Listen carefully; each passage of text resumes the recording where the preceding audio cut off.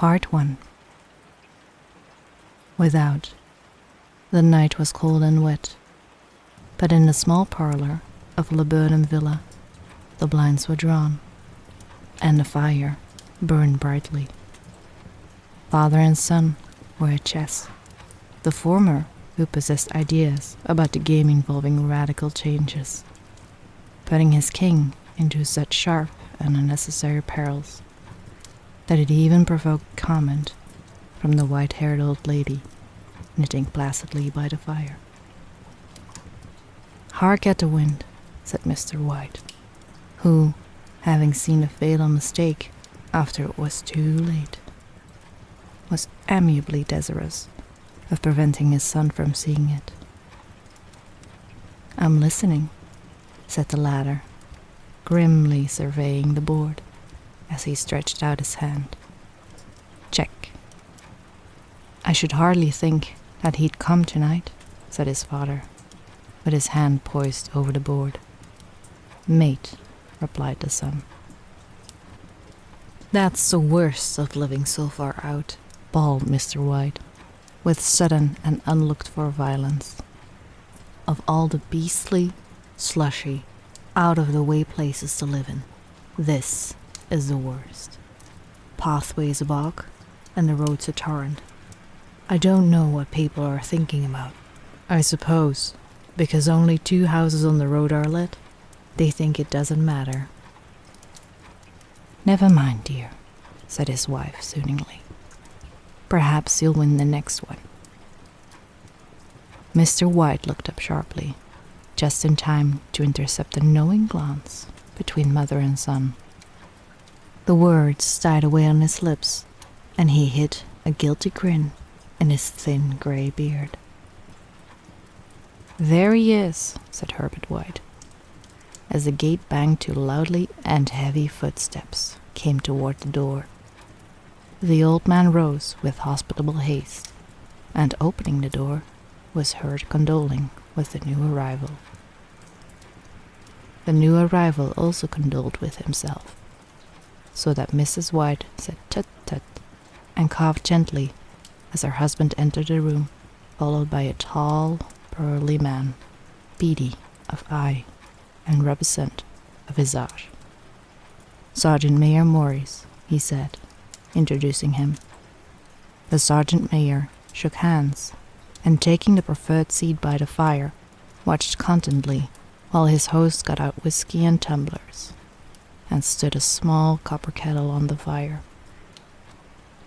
At the 3rd glass, his eyes got brighter, and he began to talk, the little family circle regarding with eager interest this visitor from distant parts, as he squared his broad shoulders in the chair and spoke of strange scenes and naughty deeds, of wars and plagues and strange peoples.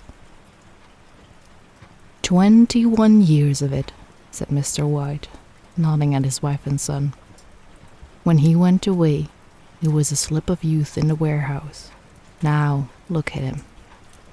"He don't look to have taken much harm," said Mrs. White politely. "I'd like to go to India myself," said the old man. "Just to look around a bit, you know." "Better where you are," said the sergeant mayor, shaking his head. He put down the empty glass, and sighing softly, shook it again. "I should like to see those old temples and fakirs and jugglers," said the old man. "What was it about you started telling me the other day? About a monkey's paw or something, Morris?" "Nothing," said the soldier hastily. "Leastways, nothing worth hearing." "Monkey's paw?" said Mrs. White curiously. "Well, it's just a bit of what you might call magic, perhaps," said the sergeant mayor offhandedly. His 3 listeners leaned forward eagerly. The visitor absent-mindedly put his empty glass to his lips, and then set it down again. His host filled it for him. "To look at," said the sergeant mayor, fumbling in his pocket. It's just an ordinary little paw, dried to a mummy. He took something out of his pocket and proffered it. Mrs. White drew back with a grimace, but her son, taking it, examined it curiously. "And what is there special about it?" inquired Mr. White, as he took it from his son, and, having examined it, lays it upon the table. "It had a spell put on it by an old fakir," said the sergeant major. "A very holy man. He wanted to show that fate ruled people's lives, and that, for those who interfered with it, did so to their sorrow. He put a spell on it, so that 3 separate men could each have 3 wishes from it. His manner was so impressive that his hearers were conscious that their light laughter jarred somewhat. "Well, why don't you have 3, sir?" said Herbert White cleverly.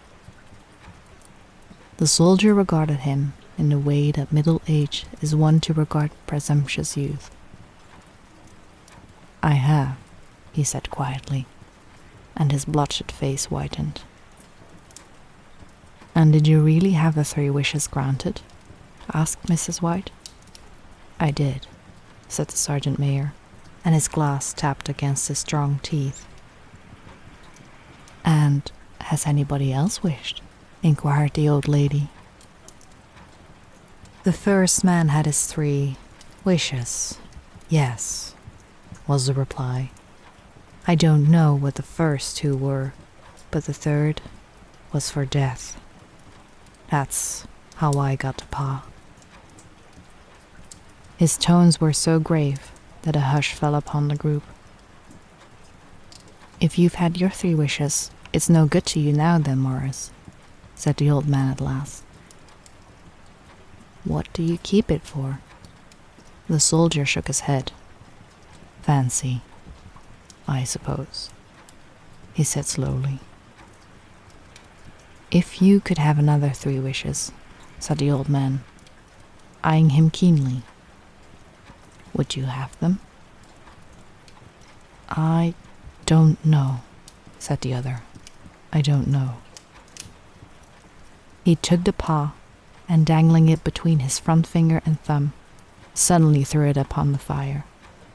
White, with a slight cry, stooped down and snatched it off. "Better let it burn," said the soldier solemnly. "If you don't want it, Morris," said the old man, "give it to me." "I won't," said his friend doggedly. "I threw it on the fire. If you keep it, don't blame me for what happens.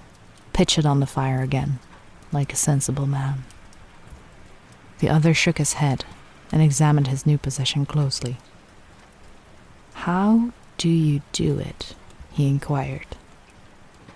"Hold it up in your right hand and wish aloud," said the sergeant major, "but I warn you of the consequences." "Sounds like the Arabian Nights," said Mrs. White, as she rose and began to set the supper. "Don't you think you might wish for 4 pairs of hands for me?"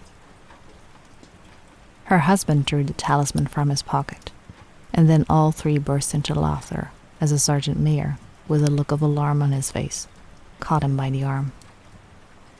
"If you must wish," he said gruffly, "wish for something sensible." Mr. White dropped it back into his pocket, and placing chairs, motioned his friend to the table. In the business of supper, the talisman was partly forgotten, and afterward the 3 sat listening in an enthralled fashion to a second installment of the soldier's adventures in India. If the tale about the monkey's paw is not more truthful than those he has been telling us, said Herbert as the door closed behind their guest, just in time for him to catch the last train, "we shan't make much out of it." "Did you give him anything for it, father?" inquired Mrs. White, regarding her husband closely. "A trifle," he said, coloring slightly. "He didn't want it, but I made him take it, and he pressed me again to throw it away. Likely said Herbert, with pretended horror. Why, we're going to be rich and famous and happy. Wish to be an emperor, father, to begin with. Then you can't be henpecked. He darted around the table, pursued by the maligned Mrs. White, armed with an antimacassar. Mr. White took the paw from his pocket and eyed it dubiously. I don't know what to wish for, and that's a fact, he said slowly. It seems to me I've got all I want. If you only cleared the house, you'd be quite happy, wouldn't you? Said Herbert, with his hand on his shoulder. Well, wish for £200 then. That'll just do it. His father, smiling shamefacedly at his own credulity, held up the talisman as his son, with a solemn face somewhat marred by a wink at his mother, sat down at the piano and struck a few impressive chords. I wish for £200, said the old man distinctly. A fine crash from the piano greeted the words, interrupted by a shuddering cry from the old man. His wife and son ran toward him. It moved, he cried, with a glance of disgust at the object as it lay on the floor. As I wished, it twisted in my hands, like a snake. Well, I don't see the money, said his son, as he picked it up and placed it on the table, and I bet I never shall. It must have been your fancy, father, said his wife, regarding him anxiously. He shook his head. Never mind, though. There's no harm done, but it gave me a shock all the same. They sat down by the fire again, while the two men finished their pipes. Outside, the wind was higher than ever, and the old man started nervously at the sound of a door banging upstairs. A silence, unusual and depressing, settled upon all three, which lasted until the old couple rose to retire for the night. I expect you'll find the cash tied up in a big bag in the middle of your bed, said Herbert, as he bade him good night, and something horrible squatting up on top of the wardrobe, watching you as you pocket your ill-gotten gains. He sat alone in the darkness, gazing at the dying fire and seeing faces in it.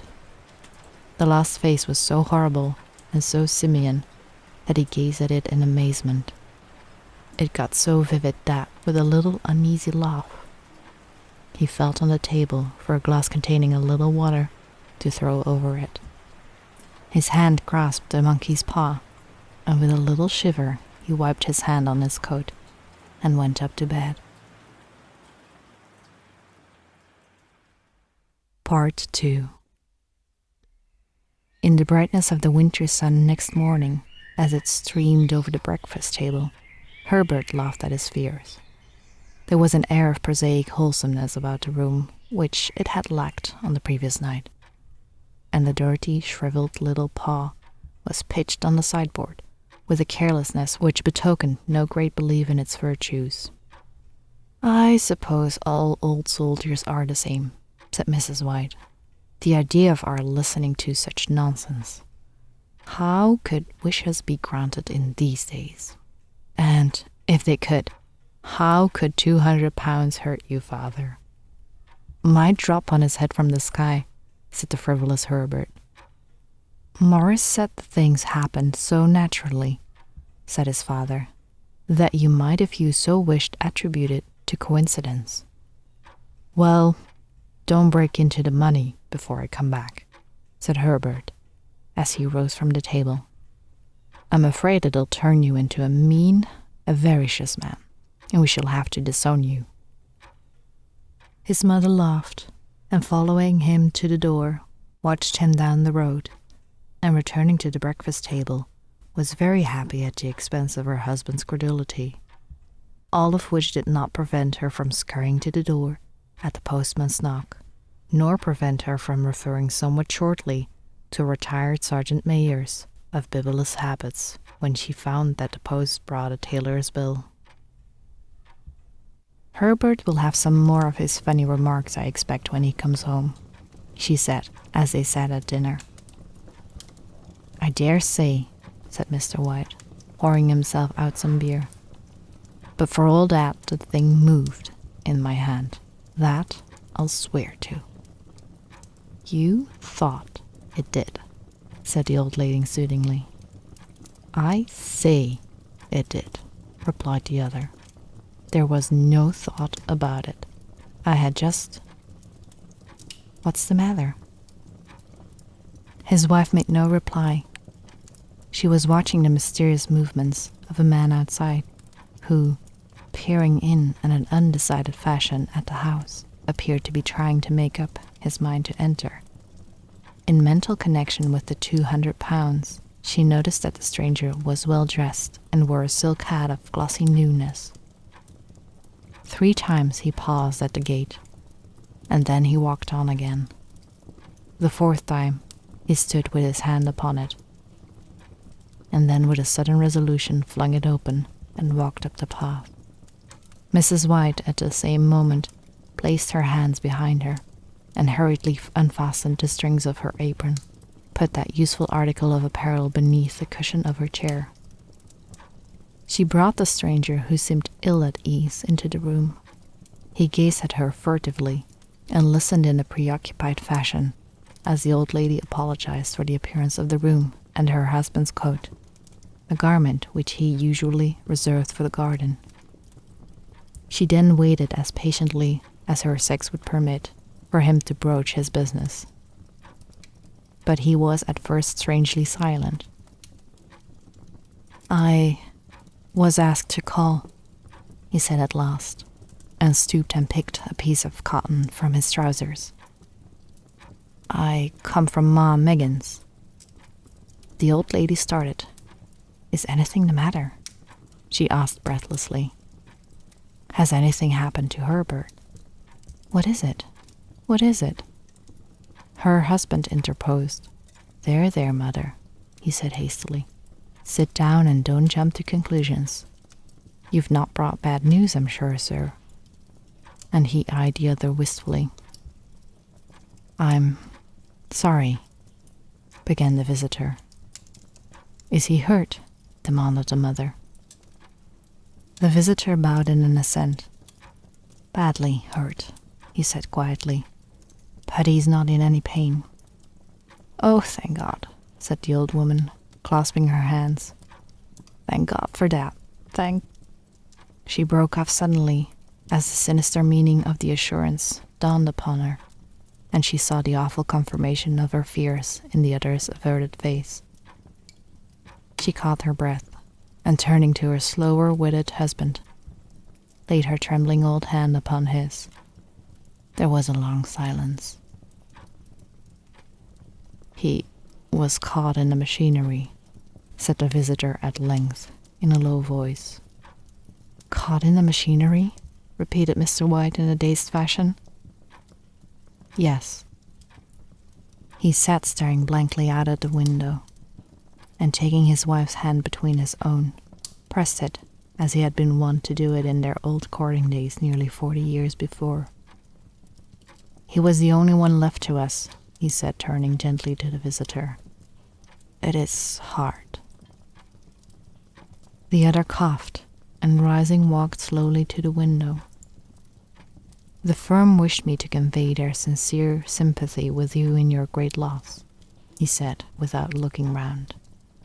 I beg that you will understand that I am only their servant and merely obeying orders. There was no reply.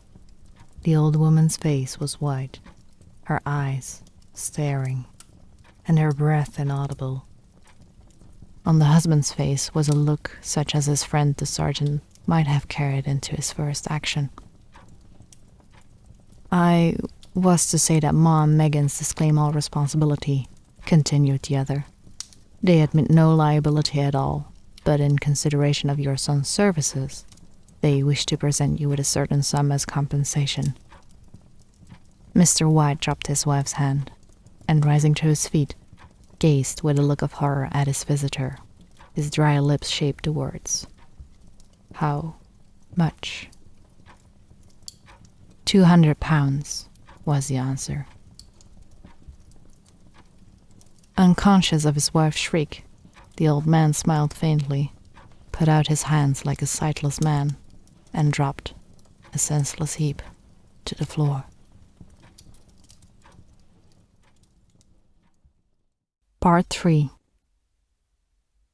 In the huge new cemetery, some 2 miles distant, the old people buried their dead and came back to a house steeped in shadow and silence. It was all over so quickly that at first they could hardly realize it and remain in a state of expectation as though as something else to happen. Something else, which was to lighten this load, too heavy for old hearts to bear. But the days passed, and expectation gave place to resignation, the hopeless resignation of the old, sometimes miscalled apathy. Sometimes they hardly exchanged a word, for now they had nothing to talk about, and their days were long to weariness. It was about a week after that the old man, walking suddenly in the night, stretched out his hand and found himself alone. The room was in darkness, and the sound of subdued weeping came from the window. He raised himself in bed and listened. "Come back," he said tenderly. "You will be cold." "It is colder for my son," said the woman, and wept afresh. The sound of her sobs died away on his ears. The bed was warm, and his eyes heavy with sleep. He dozed fitfully, and then slept until a sudden wild cry from his wife awoke him with a start. "The paw!" she cried wildly. "The monkey's paw!" He started up in alarm. "Where? Where is it? What's the matter?" She came stumbling across the room toward him. "I want it," she said quietly. "You've not destroyed it?" "It's in the parlor, on the bracket," he replied, marveling. "Why?" She cried and laughed together, and bending over kissed his cheek. "I only just thought of it," she said hysterically. "Why didn't I think of it before? Why didn't you think of it?" "Think of what?" he questioned. "The other 2 wishes," she replied rapidly. "We've only had one." "Was that not enough?" he demanded fiercely. "No," she cried triumphantly. "We'll have one more. Go down and get it quickly, and wish our boy alive again." The man sat up in bed and flung the bedclothes from his quaking limbs. "Good God, you are mad," he cried aghast. "Get it," she panted. "Get it quickly and wish... Oh, my boy, my boy." Her husband struck a match and lit the candle. "Get back to bed," he said unsteadily. "You don't know what you are saying." "We've had the first wish granted," said the old woman feverishly. "Why not the second?" Coincidence," stammered the old man. "Go and get it and wish," cried the old woman, quivering with excitement. The old man turned and regarded her, and his voice shook. "He has been dead 10 days. And besides, I would not tell you else, but I could only recognize him by his clothing. If he was too terrible for you to see then, how now?" "Bring him back," cried the old woman, and dragged him toward the door. "Do you think I fear the child I have nursed?"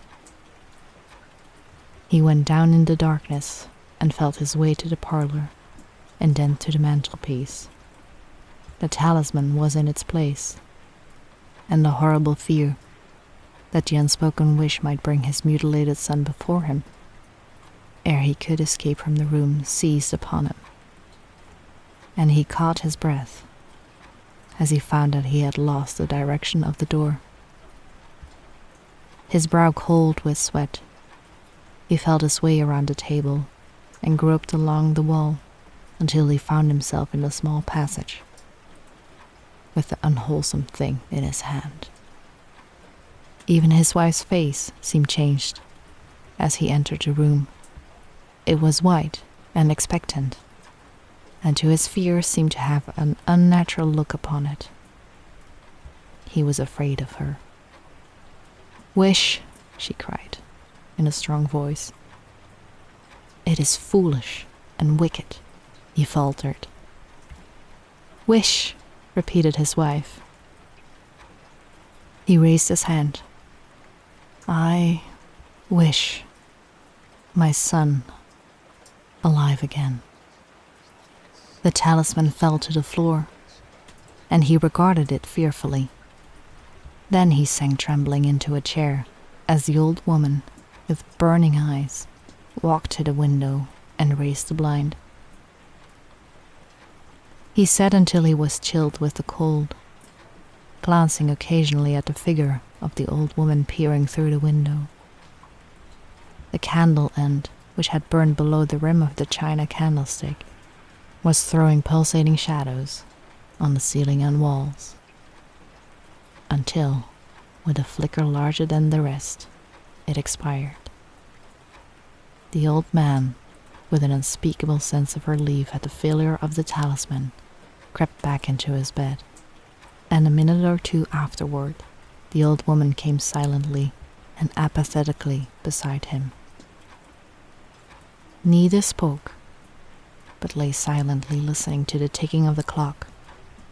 A stair creaked, and a squeaky mouse scurried noisily through the wall. The darkness was oppressive, and after lying for some time screwing up his courage, the husband took the box of matches and, striking one, went downstairs for a candle. At the foot of the stairs, the match went out, and he paused to strike another. And at the same moment, a knock, so quiet and stealthy as to be scarcely audible, sounded on the front door. The matches fell from his hand. He stood motionless, his breast suspended, until the knock was repeated.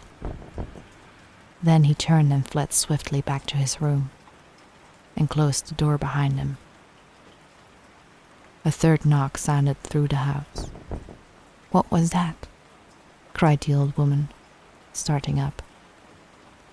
"A rat," said the old man in shaking tones. "A rat. It passed me on the stairs." His wife sat up in bed listening. A loud knock resounded through the house. "It's Herbert," she screamed. "It's Herbert." She ran to the door, but her husband was before her, and catching her by the arm, held her tightly. "What are you going to do?" he whispered hoarsely. "It's my boy, it's Herbert," she cried, struggling mechanically. "I forgot it was 2 miles away. What are you holding me for? Let go, I must open the door." "For God's sake, don't let it in," cried the old man, trembling. "You're afraid of your own son," she cried, struggling. "Let me go. I'm coming, Herbert, I'm coming." There was another knock, and another. The old woman, with a sudden wrench, broke free and ran from the room. Her husband followed to the landing and called after her appealingly as she hurried downstairs. He heard the chain rattle back and the bottom bolt drawn slowly and stiffly from the socket. Then the old woman's voice strained and panting. "The bolt," she cried loudly. "Come down, I can't reach it." But her husband was on his hands and knees, groping wildly on the floor in search of the paw. If he could only find it before the thing outside got in. A perfect fusillade of knocks reverberated through the house, and he heard the scraping of a chair as his wife put it down in the passage against the door. He heard the creaking of the bolt as it came slowly back, and at the same movement he found the monkey's paw and frantically breathed his third and last wish. The knocking ceased suddenly, although the echoes of it were still in the house. He heard the chair drawn back and the door opened. A cold wind rushed up the staircase, and the long, loud wail of disappointment and misery from his wife gave him courage to run down to her side, and then to the gate beyond. The street lamp flickering opposite shone on a quiet and deserted road.